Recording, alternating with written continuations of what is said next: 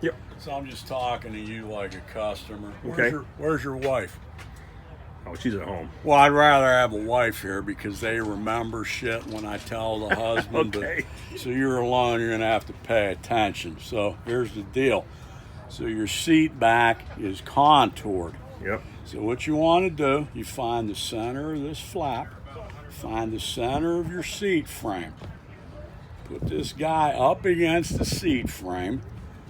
Then do not pre-punch your holes until this point. Take a scratch awl, figure out where the hole's going to be in relation to the center. You want your screw in the center of the flap. So I take the awl, punch the hole, put the tip of the awl in the hole in the frame, and leverage this back. Put in this screw and finish washer, come over here, do that one. Then you move to the outer one, same deal, leverage. And, yes, if you just put this up against the frame and you're lazy, your screws are probably going to hit like here, and it's just going to make me look bad, and we can't have that. So you make sure your screws in the center of the flap, you'll get the true contour of the frame. And here's another tip: if you have sunshine where you live, throw this out in the sun for about a half hour and then leave the ones you're not working on in the sun, and it makes it very pliable. Okay. So that you can stretch not only this way, but you can stretch laterally as you go, and you get a really tight fit. So you do the top flap first, and the side flaps will pretty much fall right into place. And that's the same deal. Now your screws in the center. Okay. Both of my front seats are pre-drilled. I know. I like that. Okay. So you're good. So you're confident with their whole locations? Yeah. Okay. Yeah, I saw that, and that's like you're good. So scratch all and bang, you'll be golden. Okay, the back seat is not pre-drilled. Okay, so the rear seat, then call someone, get the measurements. So you're dealing with 5 holes. There's one naturally in the center, and that's where you're going to start. So align your centers again, plant your first screw right in the center, and then this is where I want you to stretch. This is where the sunshine comes in, right?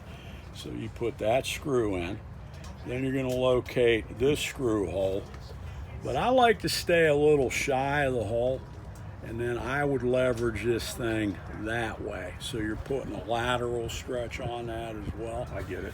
Then come here, do the same thing.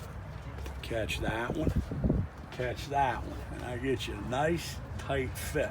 You don't avoid any buckling. Yeah, so when that's done, then you deal with these, and depending on your seat frame configuration, this too is a self-tapping screw with a finish washer, and it'll do that, or the seat frame, there's a couple different seat frame builds, so that's whatever you have. Okay. That's that. And then the one that confuses people is the rear bottom. So here's the best way to explain this. So we are standing, I'm at the jerry can position at the back of the Jeep. I'm looking in at the seat frame. Got it. So the holes on that one are internal in the frame.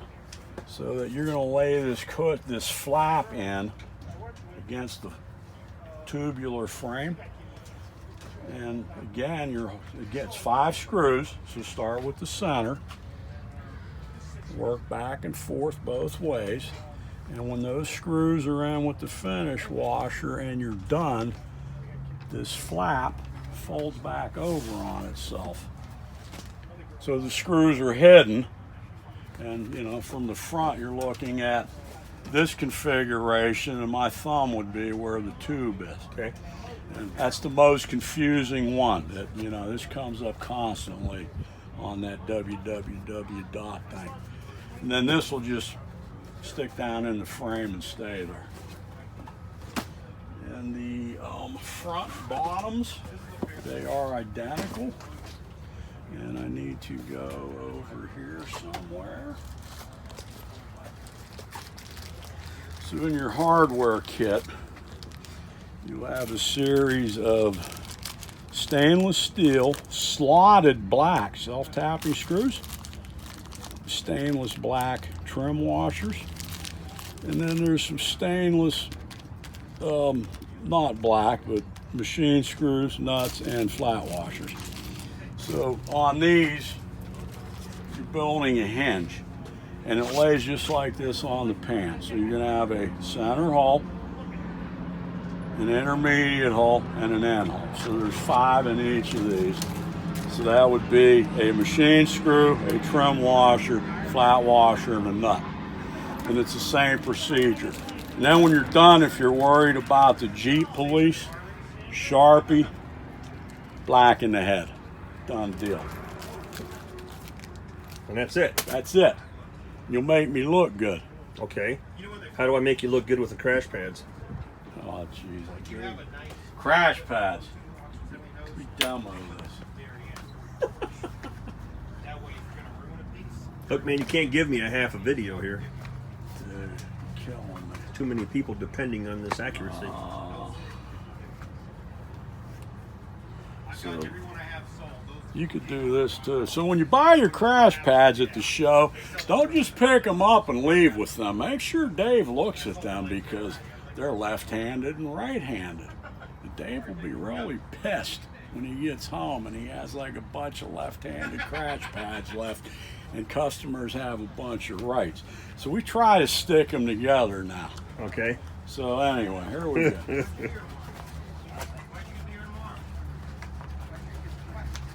So here's what we're going to do because I don't recommend glue. I would never recommend glue because glue ends up on you, on the canvas, on the seats, on your Hawaiian shirt, and all that. So there, you take your pad, you put your stuffing in.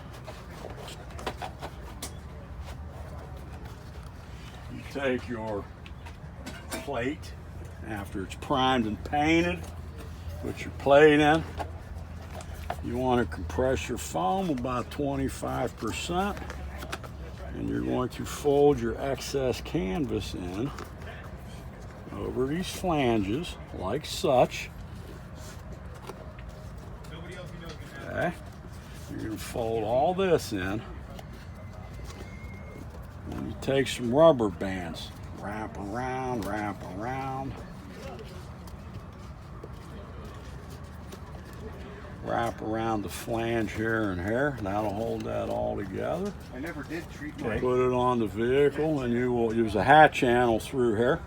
And these flanges being taller than the T-nuts will compress the canvas between the flange and the body. The hat channel will compress it here. And there's really no reason to glue it. When you're done, just snip the rubber bands away and grab a cold one. Dude, that's perfect. Perfect.